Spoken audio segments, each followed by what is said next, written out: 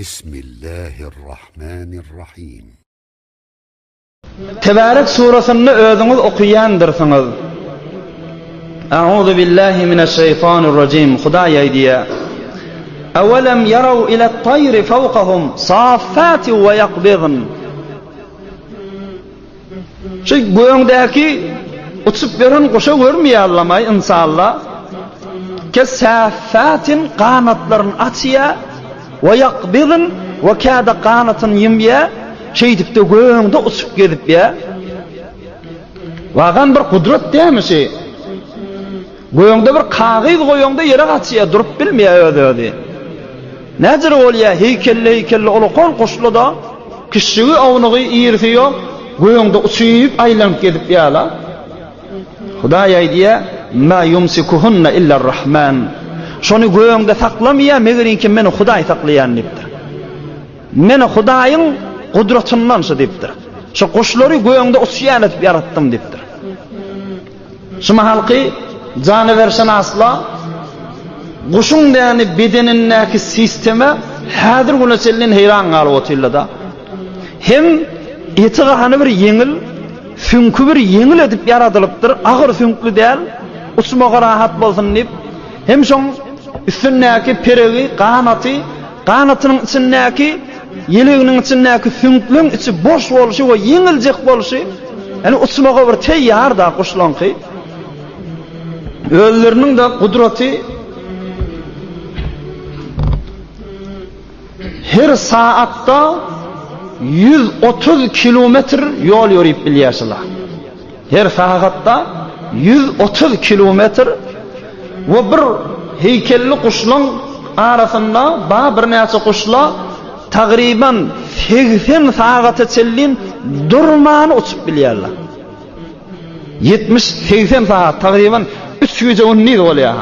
3 gece we günni bolýar. Ýolda durup bir bagyň üstünde oturaýyn, istirahat ýok. Durup bir suw gideýin ýok. Bir däniye gideýin, bir çörejek gideýin ýok. 3 gece günni 80 saat durmany gitmeli.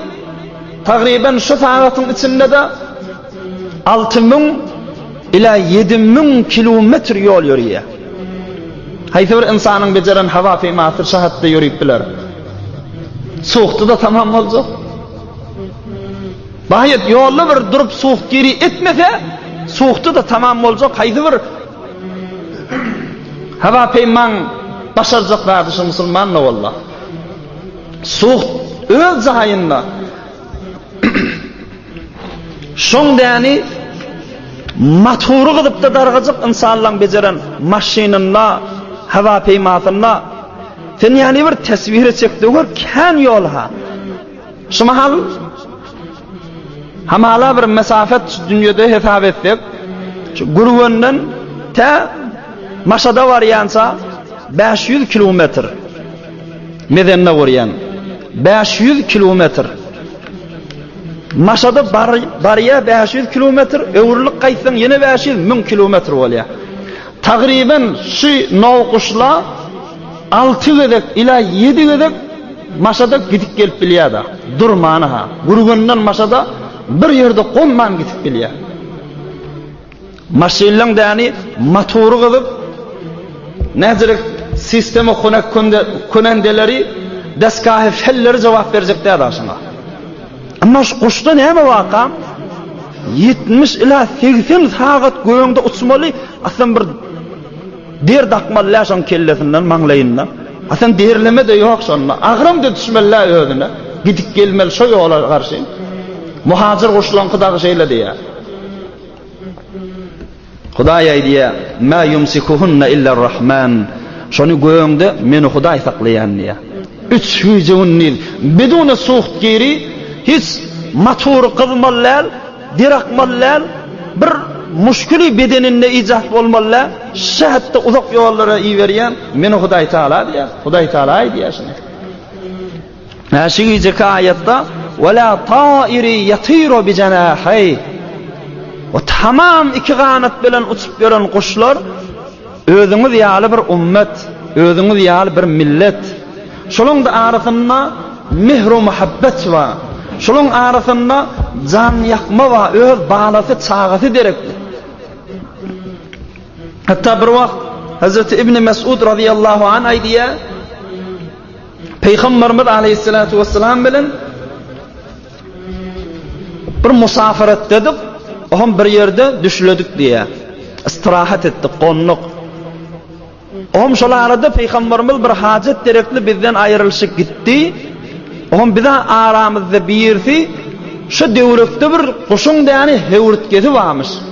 Kuşun ketegi hevurtketi varmış. Şun içindeki yatan tüyçeleri ya yumurtkası ihtilaf rivayet şun alıp geliptir aramıza. Amma sonra Peygamberimiz geldi tarafrafa ala ra's Rasulillah ve ra's ashabi yanqi kuşva yumurtkası tüyçesi hevurtketinden alqaydırlı. Şu kuş yani Peygamberimiz ve bizim üstümüzden ayrılanıp durdu diye. On Peygamberimiz anlap aytti. Men feca hâzihi bi velediha ruddu velediha ileyha.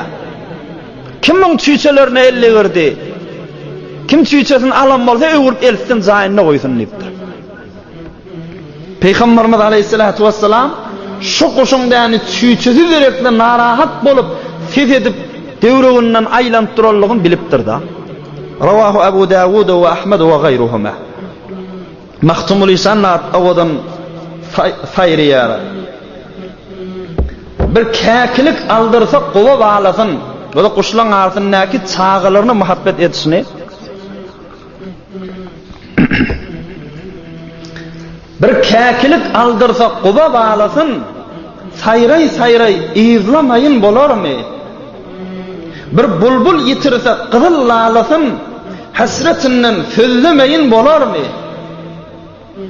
Kürresi elinden gitse eşeğin kürresi elinden gitse tilmerip dört yana gözler uşağın nigaran olup tilmerip dört yana gözler ak maya aldırsa elden köşeğin bağrın bolup bozlamayın bolar mı? Bozlamayın yani diyor öz sesine fıgra moğlama diye oyuna məleme diye Türkmen diye bozulama diye. Bozulamanı izinden gözlemese borar mı? Muhabbeti var köşeğine.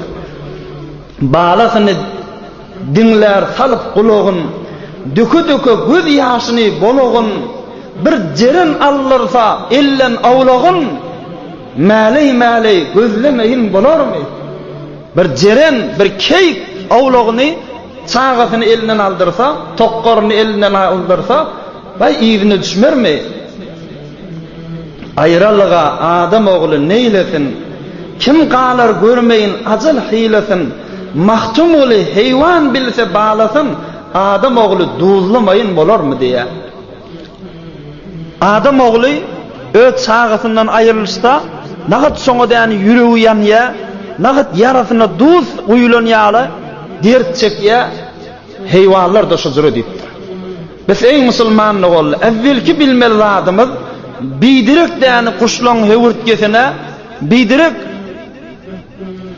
kuşun da yani tüyçöleyen, yumurtkalayan vakti, yumurtkasından tüyçösü çıkayan vakti şekara gitmeylim. Hemsine ki kanun şekarı memnu etya şu fesillerde dinimizde memnu etyasını. Peygamberimiz aleyhissalatu vesselam'dan sarih hadisler var. Kuşun da yani yumurtkalayan ve tüyçözün çıkayan vaktinde şekar etmek doğru değerli. Ya hem de hayvanatlarda şeyler. Birini muhabbet ve kavurmak ba.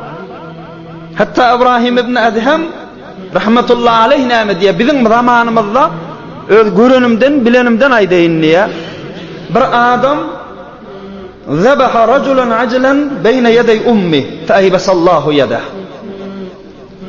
Bir tana dert degiptir, meriz oluptir hulasa.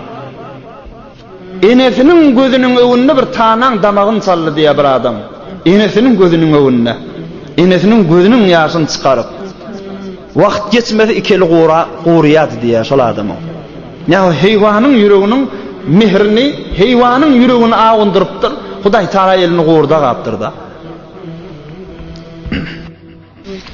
Biz bir vurrun ولا طائر يطير بجناحيه.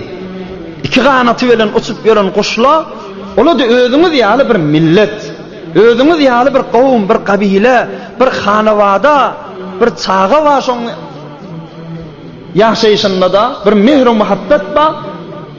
İnsanlara näzir hurmat goýýan bolsak, heýwana da hurmat goýmaly ýerine goýmalydyr musulman walla. برای مشاهده ویدیوهای بیشتر به کانال یوتیوب سخنرانی‌های علمای ترکمن سر بزنید، مشترک بشید و منتشر کنید، اجر ببرید.